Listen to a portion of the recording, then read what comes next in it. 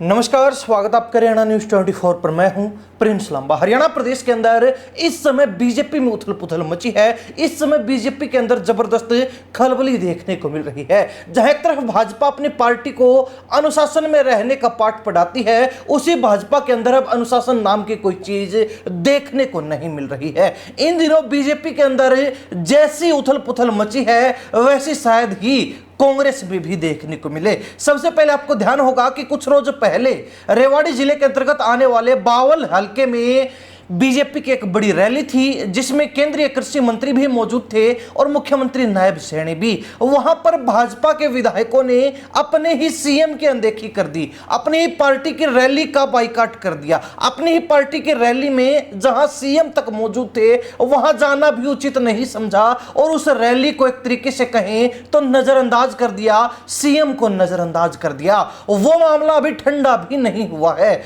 उस मामले ने पूरे अहिरवाल क्षेत्र की राजनीति में जबरदस्त हड़कंप मचा रखा है। उस मामले की फिलहाल तह तक जांच पड़ताल भाजपा करवा रही है और उस रैली में जो संगठन के लोग मौजूद नहीं थे, जो मंडल अध्यक्ष मौजूद नहीं थे, उनको भी कारण बताओ नोटिस भेजकर मात्र एक दिन का समय जवाब देने के लिए दिया गया है। और इसी बीच बीजेपी में एक बार फिर जबरदस्त टकराव देखने को मिला।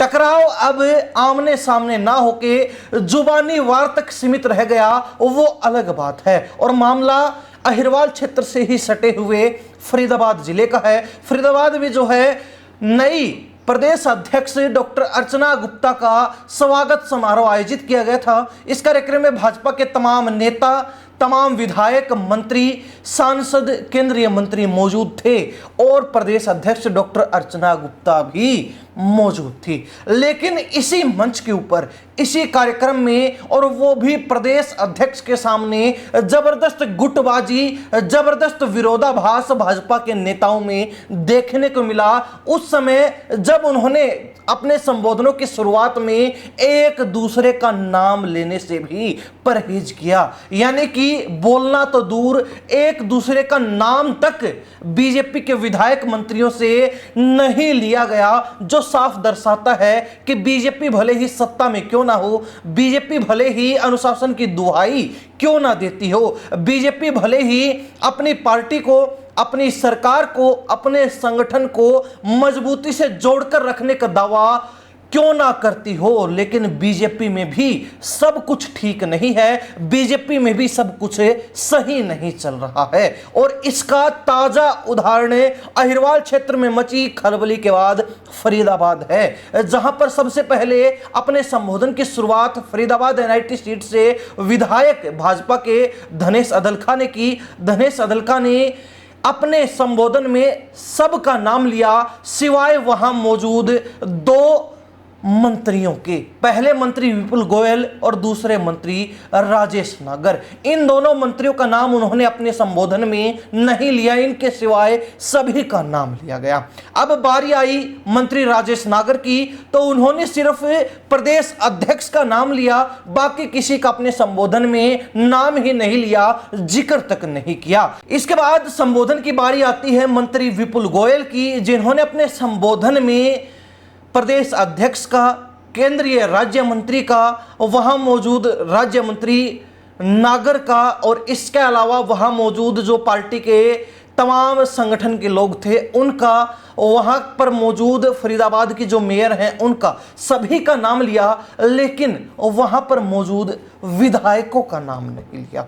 यानी कि इस मामले की शुरुआत विधायक धनेश अदलखा ने की थी और इस मामले को खत्म करने का काम विपुल गोयल ने धनेश अदलखा के नाम पर काटा मारकर कर दिया। विधायकों का नाम ना लेना साफ दर्शा रहा था कि विपुल गोयल ने भी धनेश अदलखा की भाषा में ही उनको जवाब दे दिया है। अब आखिर में बारी आती है केंद्रीय राज्य मंत्री कृष्ण पाल गुर्जर की, तो उन्होंने अपने संबोधन में हर किसी का नाम लिया, जिसके बाद उनके संबोधन को एक तरीके से मंच पर व्यवस्था बनाए रखने वाले के रूप में देखा गया कि मंत्री महोदय ने अपने तरीके से जो है शांति बनाए रखने का एक तरीके से संकेत दिया, अपने संबोधन से इशारा किया है। अब यहीं से अंदाजा लगाया जा सकता है कि वैसे तो इन नेताओं की जो आपसी मनमुटाव मतभेद हैं, जो राजनीतिक एक दूसरे के प्रति विरोधाभास हैं, वो किसी से छुपे नहीं हैं, समय समय पर जग जाहिर होते रहे हैं। लेकिन प्रदेश अध्यक्ष के सामने ही बीजेपी के विधायक और मंत्रियों का ऐसा बर्ताव अपने आप में गंभीर सवाल भाजपा के सामने खड़े कर रहा है। अब यहां पर सवाल उठता है कि क्या प्रदेश अध्यक्ष का कोई डर भय बीजेपी के लोगों को नहीं है? क्या मुख्यमंत्री के बाद जिस प्रदेश अध्यक्ष का नाम सबसे बड़े ओहदे के रूप में, सबसे बड़े नेता के रूप में हरियाणा में लिया जाता है, उस प्रदेश अध्यक्ष की सुनने वाले बीजेपी के विधायक मंत्री नहीं हैं? क्या उनकी सुनते नहीं हैं? ये बड़े सवाल हैं और कहीं ना कहीं इन्हीं से साफ पता चल रहा है कि बीजेपी में फिलहाल सब कुछ सही नहीं चल रहा है। बीजेपी में जिन नेताओं के पास थोड़ी बहुत भी पावर है, वो अपनी पावर का इस्तेमाल करके दूसरे नेताओं को काटने में लगे हुए हैं। चाहे वो अहिरवाल का उदाहरण ले लिया जाए या फिर फरीदाबाद का। अब बीजेपी चारों ओर से फंसी हुई है, घिरी हुई है। जिस तरीके से भाजपा कहती है कि हमारी सरकार अब हरियाणा से जाने वाली नहीं है, तीसरी बार हम सत्ता में आ चुके हैं, लेकिन सत्ता का काल जो है जितना लंबे समय तक चलता है, सत्ता का कार्यकाल जितना लंबा बढ़ता है, उतना ही विरोधाभास भी पार्टियों में बढ़ते चला जाता है। जिसके उदाहरण के रूप में कांग्रेस को लिया जा सकता है, जिसमें अब सत्ता से दूर बैठे कई साल बीतने के बाद भी, दशक निकल जाने के बाद भी उनकी गुटबाजी चरम पर है, उनकी गुटबाजी सुधर ही नहीं पाई, खत्म ही नहीं हो पाई है। तो वही हालात अब धीरे धीरे